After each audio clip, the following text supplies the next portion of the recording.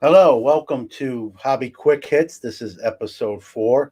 I'm John Newman. Quite frankly, I wasn't planning to do an episode so quick after episode 3, but I think we all know what's going on in the world. I was going to say the hobby, but this is obviously in the world with the COVID-19 coronavirus. You have college and high school and major sports leagues uh, shutting things down. For how long, we'll have to wait and see. Hopefully, shorter rather than longer. And so, obviously, in sports cards, what happens in the sports world affects the hobby that we love to participate in. So, I was on Fat Packs with Eric Norton earlier today, episode 359, and this was obviously the topic we talked about, and I kind of wanted to kind of do this and kind of even elaborate maybe a little bit more on my comments there as well. First and foremost, I want to say, while we're talking about the hobby, thousands of people have died from this pandemic. So thoughts and concerns to those who have lost family members, those who have contracted uh, the coronavirus. Thoughts for them to get through it healthy, uh, swiftly, and safely, full recovery. This is more than cardboard and chrome, although that will be our heavy focus on this show, obviously. So, this has become a pandemic. I'll be honest with you. I think, full disclosure, I do think it's a little, overhyped. Some might argue with me, but I think there's a lot of erring on the side of caution. And so, first, let's talk about what the sports world has done. You have Major League Baseball announced today that they probably will not start opening day on time and effective immediately. The season is paused.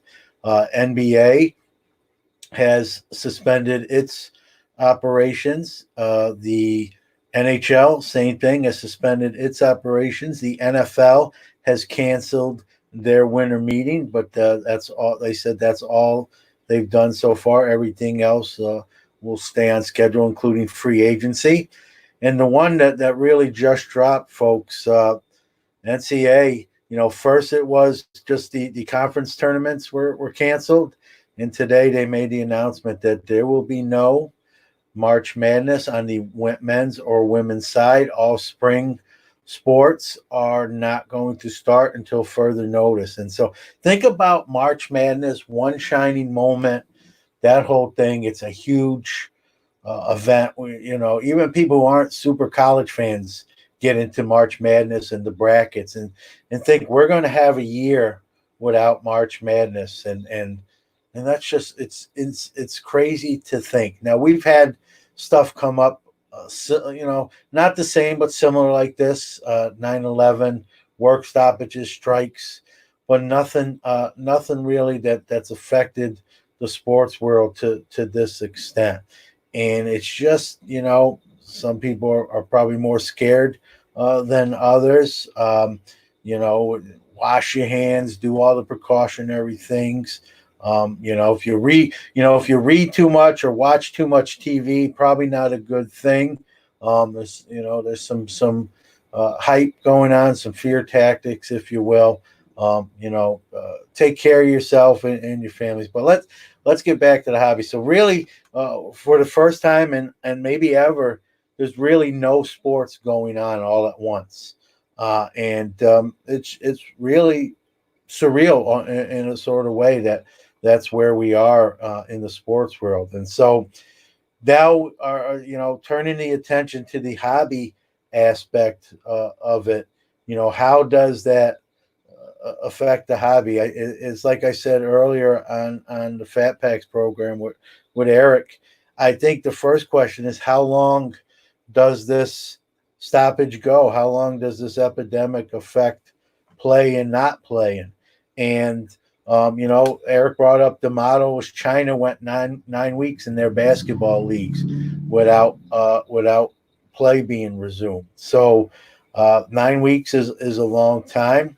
I hope that this stoppage doesn't last that long. I hope this epidemic, this virus, uh, peters out, and no more folks obviously die, and that's paramount. And you're reading some of the people who have contracted the coronavirus. Tom Hanks and his wife Rita Wilson, uh, Donovan Mitchell, Rudy Gobert, some referees in college basketball, and I'm sure there's going to unfortunately be names added to the list. And obviously, we hope all those people fare well and do okay and recover, and it's just a blip in the long range of things. But no sports, and so the first thing with the boom of basketball, we immediately kind of think about basketball and the rookie class this year with Zion and Ja, and of course, all sports cards are going to be affected. I think more than a hobby, I think what's going to happen is with jobs and income, some of that discretionary income is going to go down. People are going to buy necessities. There's a mad rush right now in supermarkets and department stores, your Walmarts, Targets, and grocery stores on paper towels, toilet paper, uh, hand sanitizer, and people stocking up, not knowing how long this is going to go, afraid that they're not going to be able to get these items, food supplies, canned goods, and the like. And so people are spending a lot of that money on those things, leaving less for the discretionary side, which is sports cards. And so to say sports cards are not going to be affected whatsoever, it would not be truthful. Now, I don't think it's a doomsday scenario. I don't think the bottom's going to fall out. Uh, I think you're going to have and some new blood into the industry. If you want to call them flippers or people who buy cards on Monday to sell on Tuesday at a higher ratio, or whatever you want to call them, maybe those folks panic because there's not as much discretionary income and they don't want to wait this thing out. That's my advice to anyone in the hobby: is ride this thing out, remain calm. Number one, the hobby sort of takes a back seat with something like this. Obviously, your family and yourself and your friends need to be concerned. Number one, I think that goes without saying, but there I said it. And so, going back to the hobby part is yeah, there's going to be less discretionary income, less money to go around, but there's still going to be sales. There's still going to be people buying on eBay and other platforms, CompC.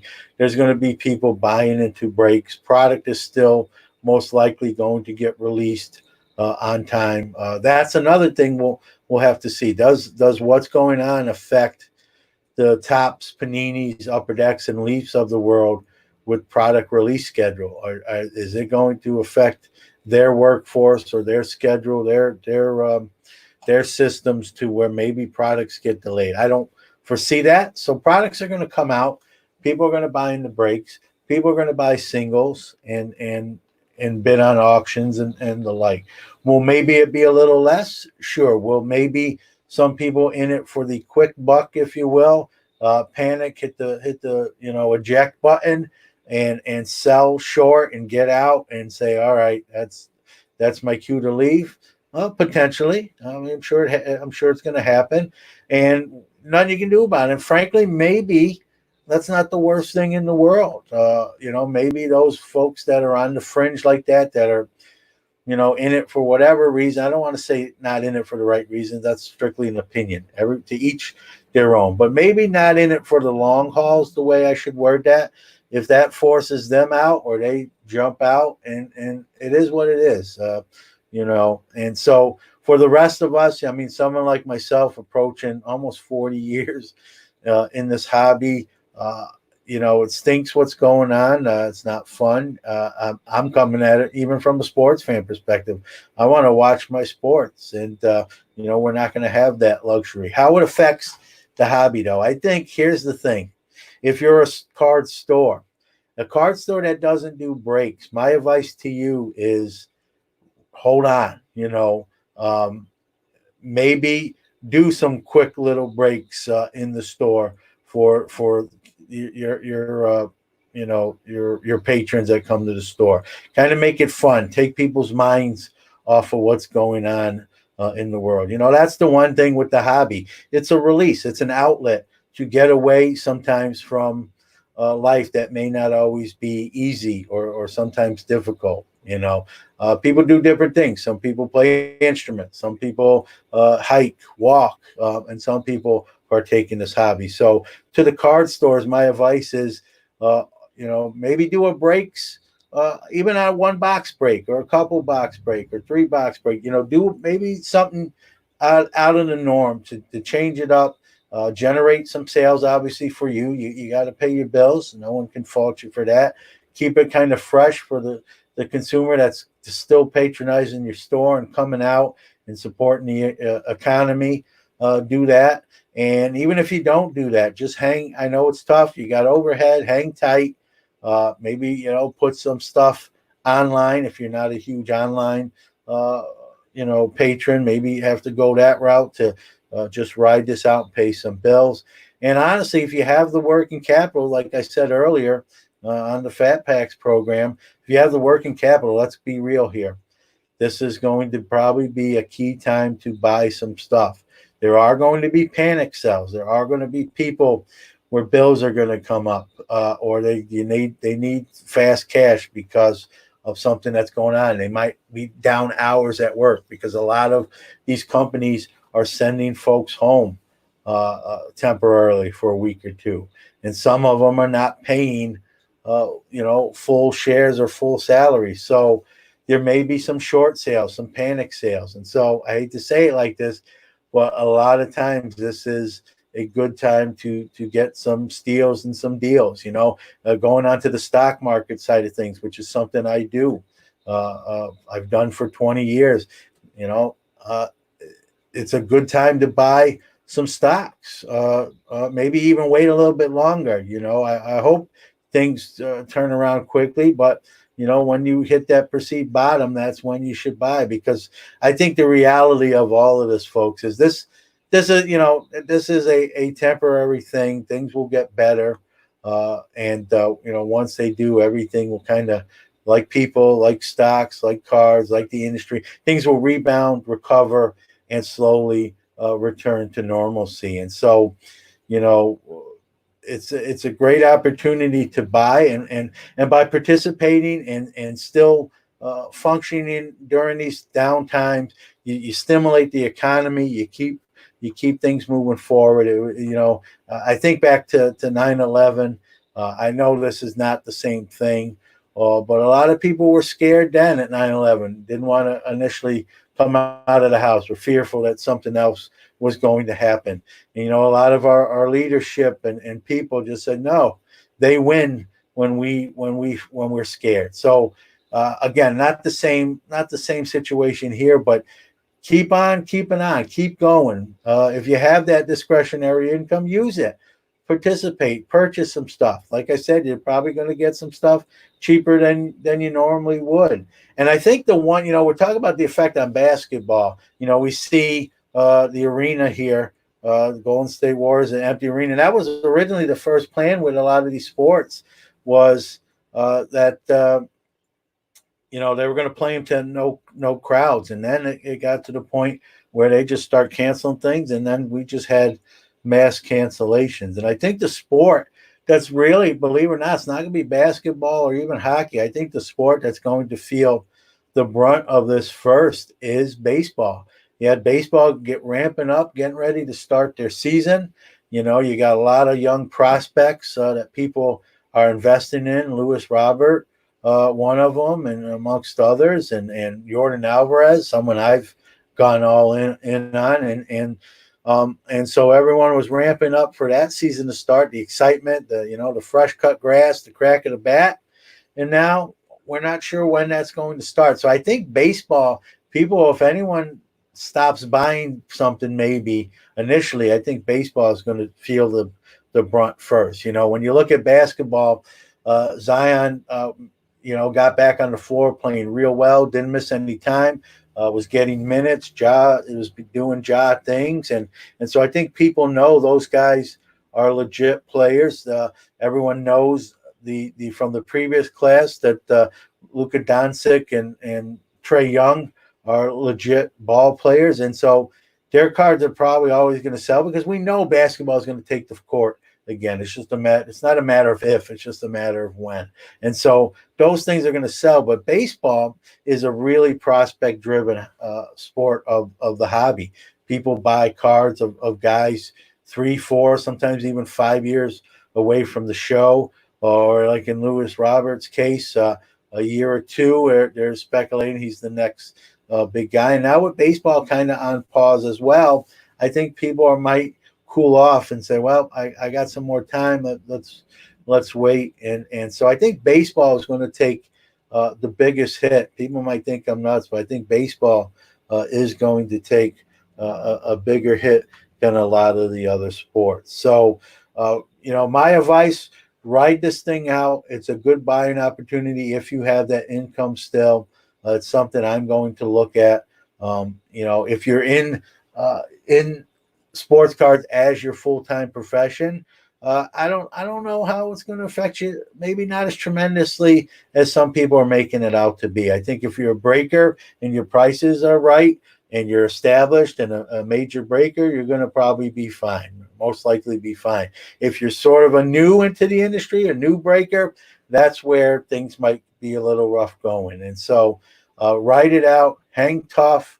Hopefully this is, just a 2, 3, 4 week thing rather than months on end. That's my big hope. And hang tough. The hobby is going to be okay, and we're all going to come through this all right. Be safe. Just in closing, be safe.